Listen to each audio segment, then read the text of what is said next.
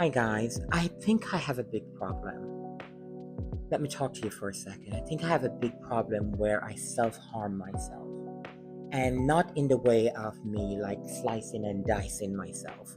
Not like that. I think I self harm myself by wallow into certain things I'm going through.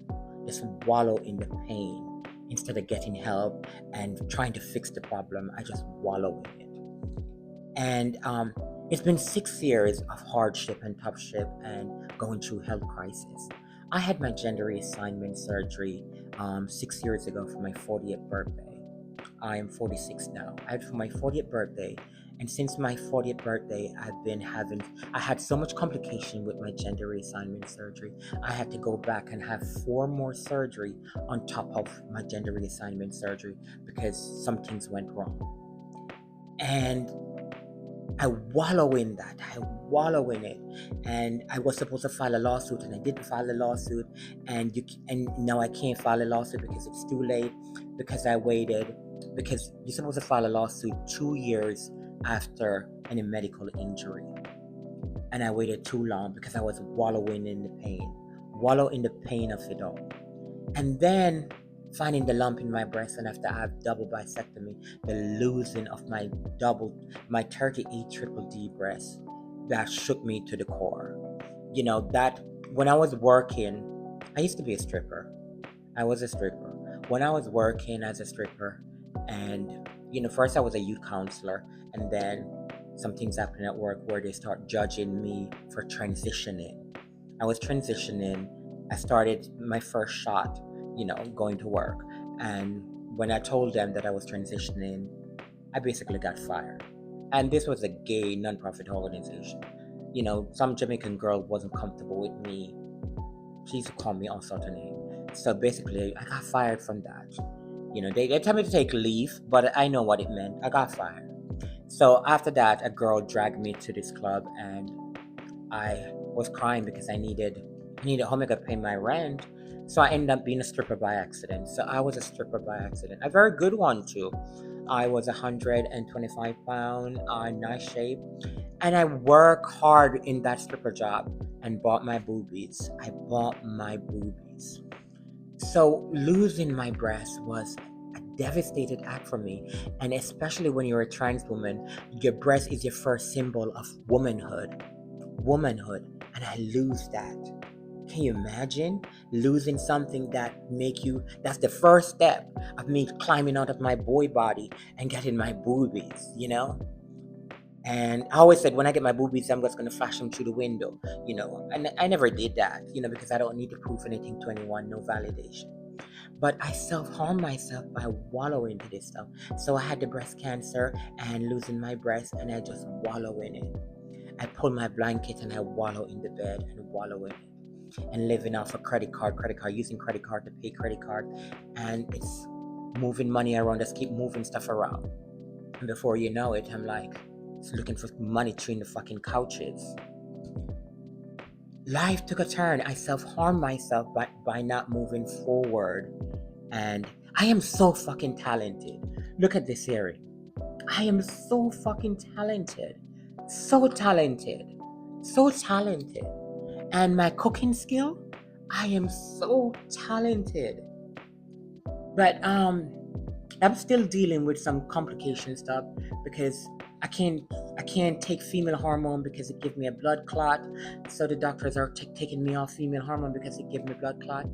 And so now I don't want to. How do I say this? I'm not man, and I'm not woman, basically, because I no longer produce male testosterone because I snip, and I don't produce female hormone because I have an artificial vajayjay, so I don't produce female hormone. So no, I'm just blank.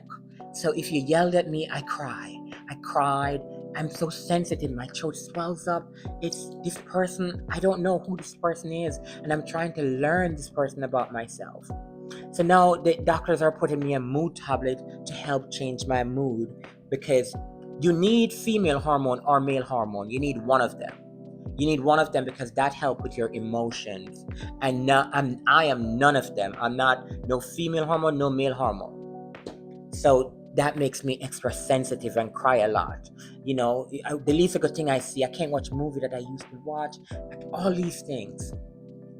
And learning this new person about myself, I hate it. I hate this new person I am. I hate it because I didn't know how much my balls has protected me. I know a lot of girls who went to the pound and got neutered, you know, to be more feminine. Because when you're neutered, you got feminine. No more hair growing all over your body and all of that stuff. You got softer, But when you do that, it's the person that you know for years is no longer that person. The strong, independent woman I am is like gone out the door. I keep looking for her. I even went in the closet looking for her, and under the bed, and I couldn't find her. I lifted the bed and started looking for her. I become this soft, emotional person, and now I'm getting stuck into the past. I had so much pain and so much trauma into my life, so much trauma. So my past is no place to go visit. My past is no place to go back in. It's like a can of worm that's going to keep falling out. And I end up stuck in the past of the pain, because it's like I'm feeling them for the first time, because my testosterone protect me from that. My balls protected me from that. And being snipped, it's like it's a floodgate of emotion just pouring out. So my advice to anyone who's thinking about having gender reassignment surgery: make sure if you're having a deep, dark pain in your past, deal with that first. Make sure to deal with it, because, honey, it's like a can of worm and you maybe not be able to handle it. I'm so glad I'm a whole grown woman, and yeah, but I need to figure out or see someone and get help and stop self-harming myself, because I'm damaging myself. And I think by self-harming myself, I also stop caring about my physical appearance.